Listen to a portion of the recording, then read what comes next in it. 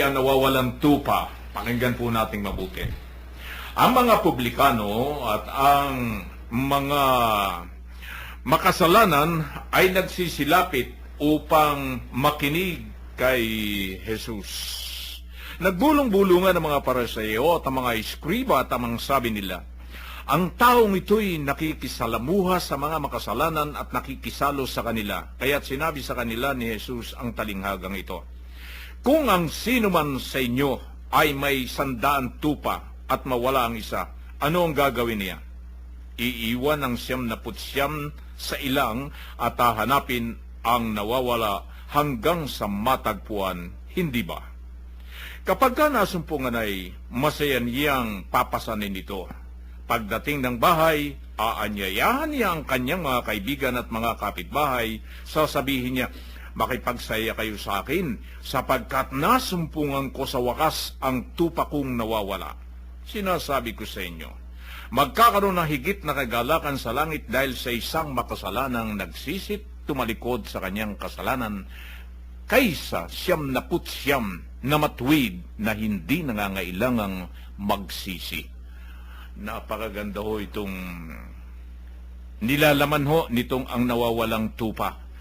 Sa talinghagahong ito, makikita ho natin dito yung palang makasalanan na kapag ka ikaw pala'y nagbago at nakita mo at natagpuan mo ang kaligayahan na sa piling ng Diyos, yung palang ganong makasalanan, Kuya Bert, Kuya Joe, Kuya Ben, yung palang mga anghelin nagagalak at pumapalakpak pala yan. Iyan naman ang dahilan kung bakit ang Panginoong Hesus pumunta rito sa daigdig nagkatawan tao upang iangat tayo at alisin tayo rito. Bagamat tayo narito sa mundong ito, yung uri ng pamumuhay natin ay nakaangat dito sa mundong ito. Yun, anong nakikita mo rito, Kuya Joe, sa ating talinghagang ito, ang nawawalang tupa? Mga kapatnubay, ayon po sa salita ng Diyos, ang nawalang tupa, ang sino mang may nagawang kasalanan at nagsisi, makakatanggap po ng pagpapatawad ng Diyos at magkakaroon po ng higit na kagalakan sa langit pagkat nasumpungan po ng isang makasalanan ang pagbabalik loob sa Diyos. Oh, nakita mo na yan. Yung pagbabalik loob sa Diyos, yun ang pinaka-importante sa tao di ba, Kuya Joe? Yun ang pinaka-importante sa yung kahit na ikay magkasala, basta ikaw lamang ay magbabalik loob sa Diyos. Tama po yan, Kuya Min. Kuya Ben, ano po naman ang nakikita ninyo rito? Ito'y napakaganda kasi bago ko po bigyan ng reflection ito, paliwanag. Ito isang naging karanasan ko. Marahil ito ay naibahagi ko sa inyo minsan. Mayroon akong nakakwentuhan sa isang opisina ng alkalde o vice alkalde. Hindi ko na po banggitin kung saan lugar yon. At lagi niyang pinagmamalaki sa akin na ang kanyang nasasapian na relihiyon ay sadyang mga banal at talagang ipinagmamalaki niya na talagang nasa kanila daw ang Panginoon dahil sila ay gumagawa ng magagandang bagay at nangangaral. Kayong mga Katoliko, sabi sa akin, kayong mga Kristiyanong Katoliko, wala sa inyo ang Diyos. Nagulat ako kawawa naman tayo. Palibasa, tayo po ay isang hamak lang na hindi naman tayo talagang napakagaling. Nag-isip na lang tayo ng paraan na makabawi ng konti doon sa taong masyado naman yatang binababa ng gusto yung ating pagiging Katolikong Kristiyano. Tanggap natin ang kababaang loob. Pero yung parabang masyado namang inaaba at inaati, sabi nga ni Lord, kailangan mo rin ipagtanggol ang sarili mo sa panahon na lalong-lalo na pananampalataya ang nakataya sa iyo. So ang sinabi ko po ay ganito, sabi ng Panginoon, naparito siya para sa mga makasalanan at hindi sa mga banal. Kaya kako kapatid, kung ikaw ay banal At kung kayo ay hindi makasalanan, wala sa inyo si Kristo, nasa mga Katoliko. Dahil napunta lang siya sa makasalanan, sa amin siya sumasama. So, alam po ninyo, biglang tumalikod sa akin, ayaw na akong kausapin. Ayaw na akong kausapin. Alam niyo, tayo pong lahat, mga minamahal, mga tagapakinig at na kasama sa Patnubay, Kuya Bert, Kuya Men at Kuya Joe, ang isa sa pinakamahirap na gawin natin sa tuwina ay yung makisalamuha. Makisalamuha dun sa alam natin na wala tayong makukuha o walang mapapala. Yung bang makibahagi tayo, lalong-lalo na sa mga mahihirap.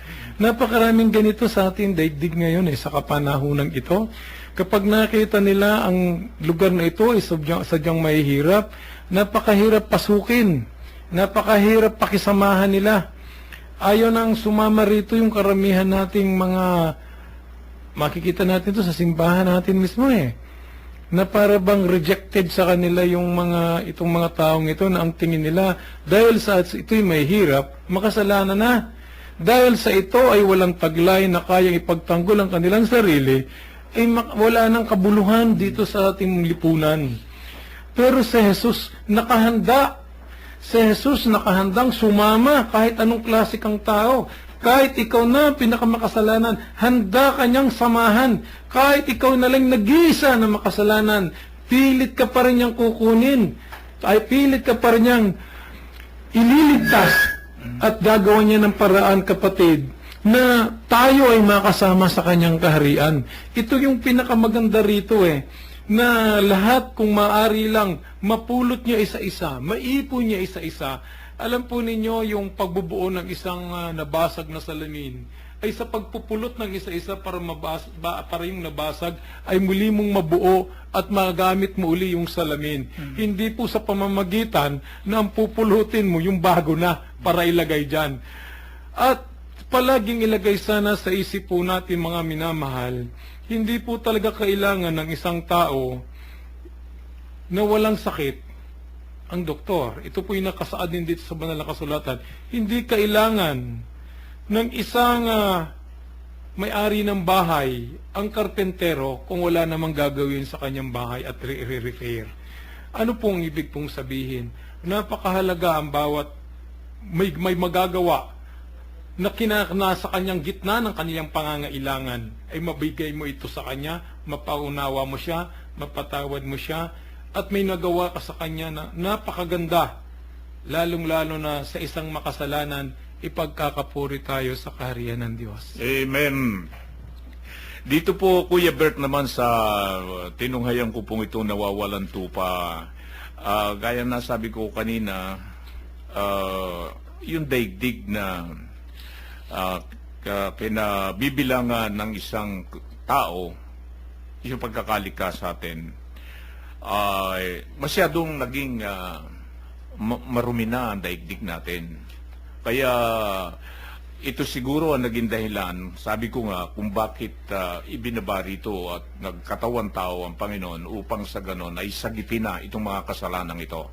Napakaligaya pala ng nakikita natin dito na kapag itong mga kasalanan na ito ay naialis niya rito sa mga kaaway niya na nahangon niya at nagsisi at nagbalik loob sa kanya. Kaya dito sa bandang huli na sabi ko nga na yung siyam na po at siyam ay hindi na matuwid na hindi nangangailangang magsisi. Ang pinakamahalaga pala rito, yung pagsisisi ng isang tao. Ano pong nakita niyo rito na mga mensahe dapat na matanim sa isip ng ating mga tagapakinig? Kuya Min, sa karagdagan sa sinabi ni Kuya Jo at saka ni Kuya Ben kanina, ang mga publikano, karamihan siguro sa ngayon, alam na nila kung sino ang mga ito noong panahon ng ating Panginoon. Ito ay yung mga maniningil ng buwis. Kumbaga sa panahon natin ngayon, ito yung mga BIR. So, noon pa rin panahon na yon, karamihan sa kanila ay naniningil ng higit kaysa doon sa dapat nilang singilin. At yung iba roon ay pumapasok sa kanilang sariling bulsa.